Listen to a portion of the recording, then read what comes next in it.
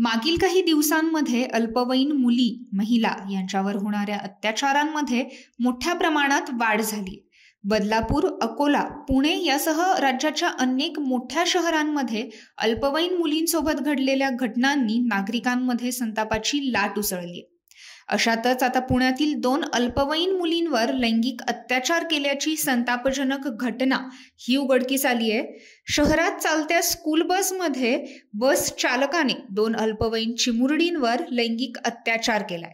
वानवडी परिसरातला हा धक्कादायक प्रकार आजच उघडकीस आलाय. अत्याचार प्रकरणी 45 वर्षीय नराधम स्कूल बस चालकावर वानवडी पोलीस स्थानकात गुन्हा दाखल करण्यात आलाय. बस चालकाने 6 वर्षाच्या चिमुरडीसह तिच्या मैत्रिणीवर गेल्या 4 दिवसांपासून अत्याचार केला. बदलापूरच्या घटनेनंतर पुण्यातील धक्कादायक प्रकाराने शहरात मोठी खळबळ उडाली आहे. आरोपी बस चालक हा एका नामांकित शाळेतील विद्यार्थ्यांना बसमधून शाळेत सोडण्याचं काम करत असतो. हा आरोपी बसमध्ये दोन्ही पीडित चिमुरडींना पुढच्या सीटवर बसवायचा. आरोपी चालत्या बसमध्ये दोन्ही चिमुरडींना जवळ बसवून त्यांच्यासोबत लैंगिक अश्लील चाळे करायचा.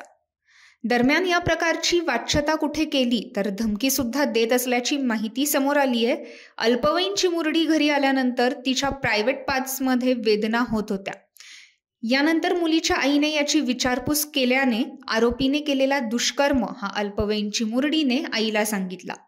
या प्रकरणी ड्रायव्हरला अटक करण्यात आली आहे, तर पीडित मुलींची प्रकृती ही सध्या तरी व्यवस्थित आहे. नियमाप्रमाणे प्रत्येक स्कूल बसमध्ये एक महिला केअर सेंटर असणं बंधनकारक असतं.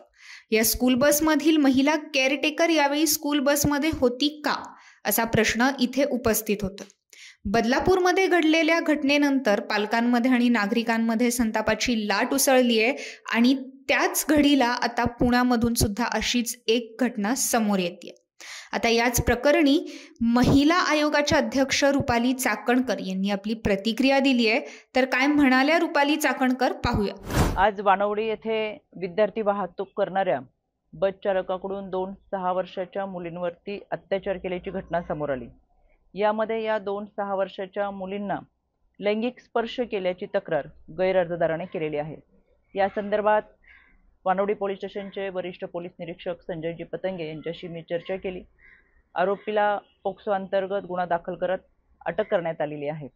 मुलींना मेडिकल करण्यासाठी पाठवण्यात आलेले असून पुढील कारवाईसाठी CWCकडे पाठवण्यात येणार आहे. यामध्ये राज्य महिला आयोगाच्या वतीनं तात्काळ सखोल चौकशी करून अहवाल सादर करण्याच्या सूचना देण्यात आलेल्या आहेत. आरोपीवरती कडक कारवाई केली जाईल.